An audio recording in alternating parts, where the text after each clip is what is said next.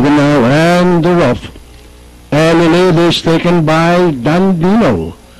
It's Dandino in the lead, followed by Kidney's Magic, Ultimate Paris, bringing the prone on the outside, and Dragon May is bringing up the rear. And at the mid-back stretch, Dandino by a length, followed by bringing the prone on the outside is second, Ultimate Paris, Kidney's Magic, and Dragon May.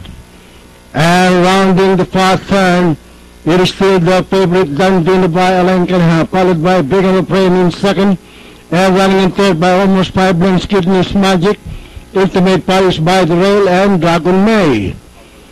And now the last bend for home, it is still Dandino by a length and a half, followed by Bringing the Prey on the outside in second, and a very far third is Kidney's Magic, Ultimate Paris on the inside, and Dragon May.